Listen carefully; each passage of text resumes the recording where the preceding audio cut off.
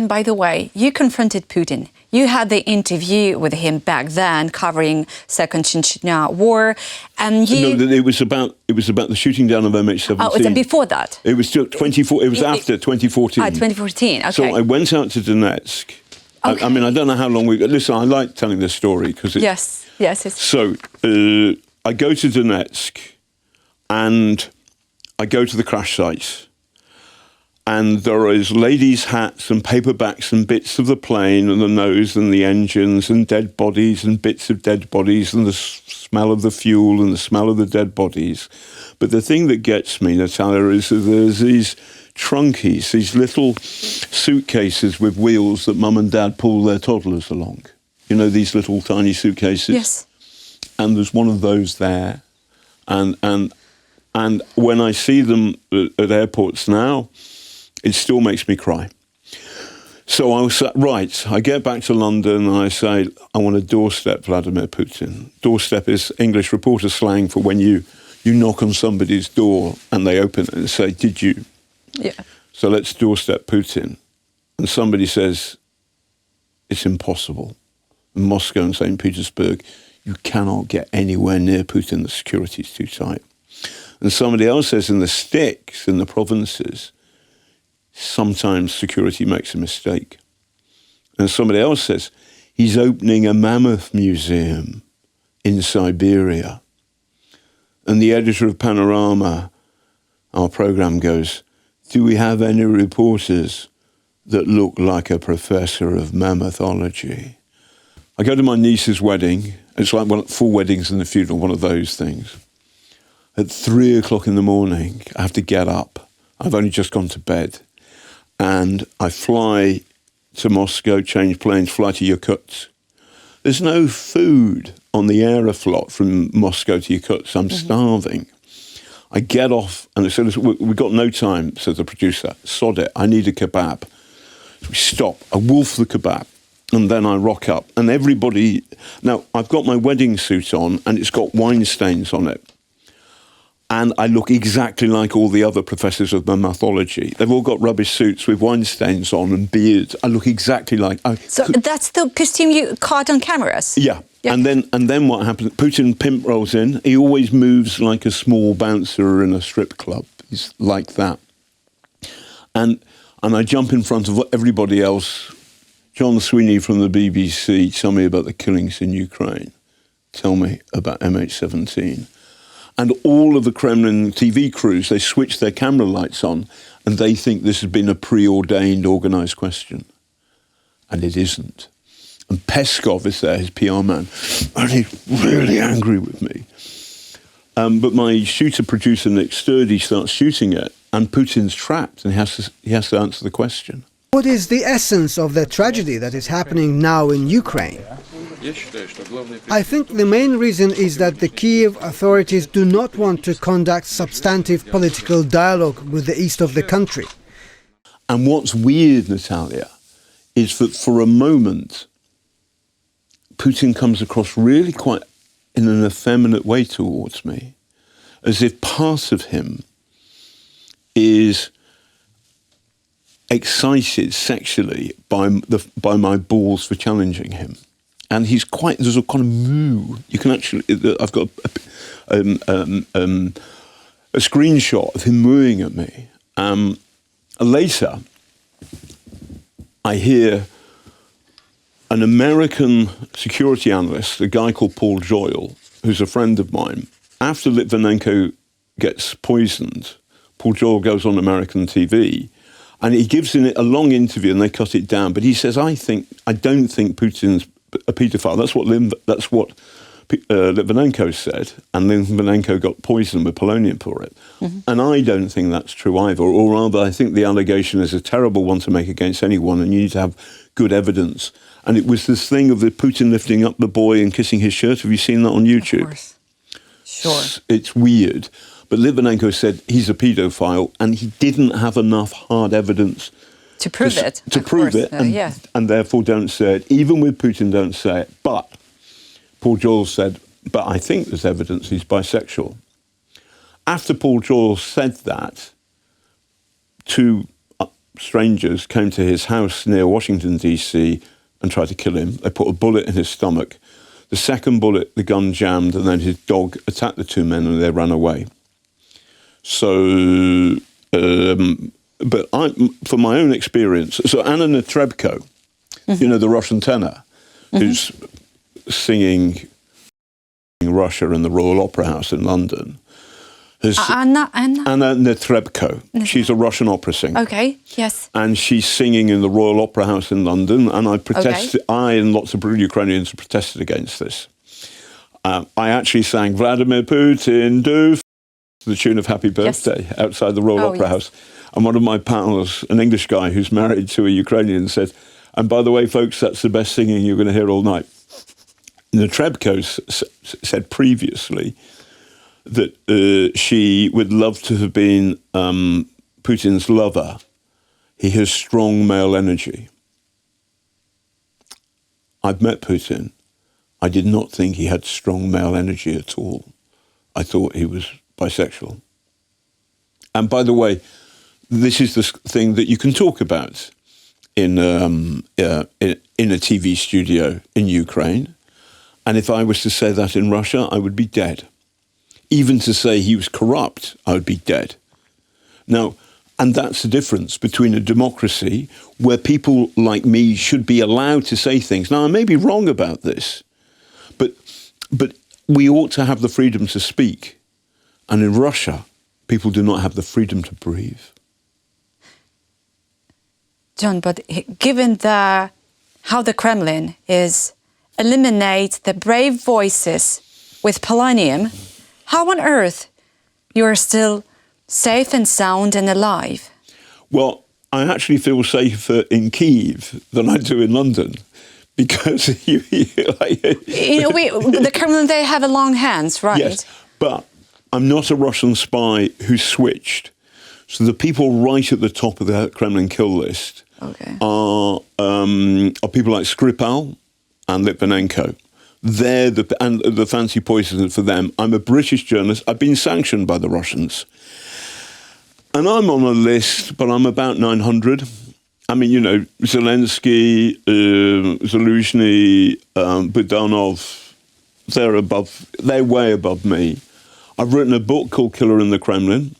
No one's translated it into Ukrainian yet. Come on, guys. It's so sad. It's very hard to buy in Ukraine. Yeah, but it's been a bestseller in English, translated into 10 languages. So I think that I'm on. I think they've got a very long kill list, and I'm down the bottom of it. And by the way, I'm very happy being down the bottom of it and all that kind of stuff. So you are in the list still?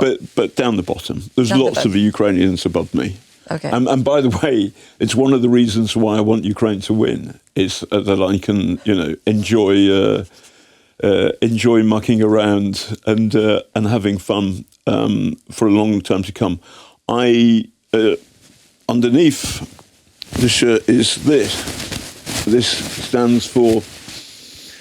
So my festival was called Vladimir Putin Doof. This is VPH. This is the funeral T-shirt for when Putin's dead, and that's Vladimir. For the special occasion, right? Vladimir Putin has fucked off. Has. So yeah, he did it. John, listen. When European leaders are saying that they are already in a war with Russia, they sometimes usually. Well, I hear that. So how would you read that statement? There are two things. First, we are at war with Russia. The problem is we don't know it. And so how well are we doing at this war? We don't know we're fighting. And we're not doing very well at all. Now, the war in Ukraine is a war. It's of drones now these days, but it's a war of violence where most of the time, not all the time, some violence is used, but for example, against Britain, 10 Britons were killed in MH17. Litvinenko was a British citizen when he was poisoned with polonium-210. So was Skripal, and the Novichok killed a perfectly innocent Wiltshire lass, Dawn Sturgis. We're at war with Russia, but we don't know it. The problem with the rhetoric from London, from the European capitals, and Washington's been all over the place. It's getting better recently, but one worries about Trump all the time, is that rhetoric is cheap. Actions count much more importantly. We are not doing enough to support Ukraine, and this is what our festival is about, which is what my book is about, Killer in the Kremlin. We're not doing enough. We need to have far tougher sanctions. We need to kick Russian banks off the international SWIFT system. We need to stop importing liquefied natural gas. It's crazy that we give more money to Russia for oil and gas than we give to Ukraine to fight the Russians. What the are we doing? Whose side are we on? Wake up the world. Wake up the civilized world. And the problem we've got is that Putin doesn't care about all the Russians who are dying. He doesn't care. So we're dealing with a psychopath. And the only way that we've got to deal with the psychopath is we have to crush the Russian army so that the Russians hopefully will wake up and discover that they've been run by the 21st century equivalent of Adolf Hitler. Why are so many Russian journalists betraying their profession and working for dictatorship and propaganda? Because all the good ones are dead. So personally, I've met Anna Politkovskaya, Natasha Estemirova, Boris Nemtsov, and Alexei Navalny. All are dead. Yes. In order, poisoned then shot, poisoned, survived, poisoned. Mm-hmm. And the signal matters almost as much as the bullet or the poison. The signal is, if you do what you're supposed to do, you're going to die. Some people are sexually compromised, some people are just broken, some people are ruined, but a lot of people fade away. And this makes me, I have a gift as a storyteller, and my gift can only work. It's like a football player. I need a football field. I don't need a football field. I need freedom of speech. Now, there are times maybe I get things wrong or I'm too over the top or whatever, but fundamentally, I love doing what I'm doing right now, telling stories. And the best stories, Natalia, are the stories that money and power do not want told. Mm-hmm. And in Russia, what I do for a living is a death sentence. What you do for a living is a death sentence. Now, for example, in my book, I'm critical of Zelensky. Not a massive criticism, but there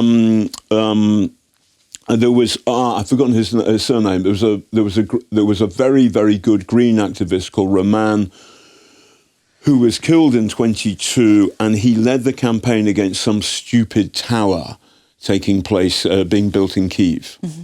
And there was trouble.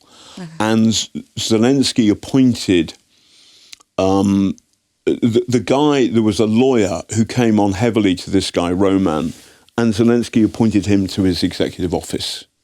So I was critical of that. Now, that's okay because Zelensky is president, but he's not a god, and Ukraine's a democracy.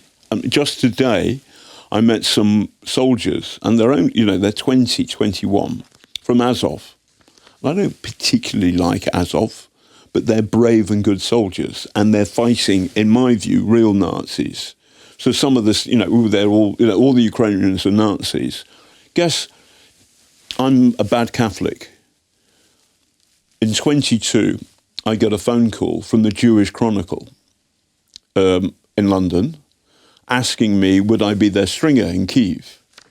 And I said, listen, I'm a bad Catholic. I eat bacon sandwich. We know.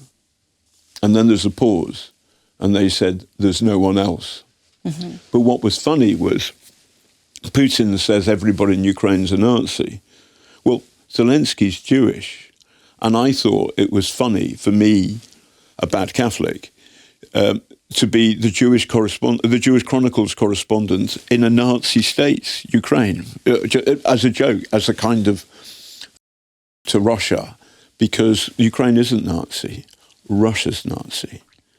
And these boys from Azov, I said, what do you think to Zelensky? And they said, we're wearing uniform. But it was clear they didn't like him. But it's a democracy.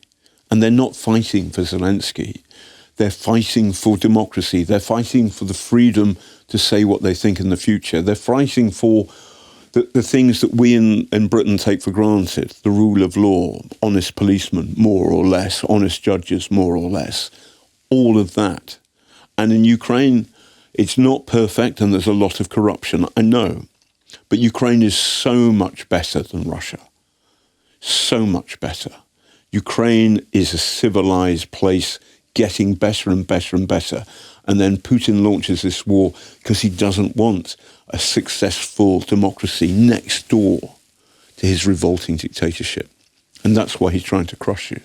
He's never going to succeed. He's never going to succeed. Trust me, I've been arrested by a Ukrainian guy with a machine gun. I know what the spirit's like. But we've got to help you more. And shame on us. We're not doing enough. You know, John, it's just today Putin said that he reminded to the world that at the beginning of his career as a president, he wanted to be in NATO, actually. He was saying loud some he had some pro-European speeches. And then he became a killer in the Kremlin. And then he became a terrorist #1 in the world. I mean, it just... Oh, listen, he's lying through his teeth. In 1999, his popularity was 2%. Then there's a series of apartment bombs in Moscow. Yeah. And the Chechens did it. Oh, no, they didn't. The FSB, KGB did it. There is compelling evidence that this was a black operation. Yes. And the evidence is the sugar bomb, the bomb made of hexagon sugar in Ryazan. I've been to Ryazan and I've talked to people who left their block of flats in the middle of the night because a real bomb with real hexagon was found there.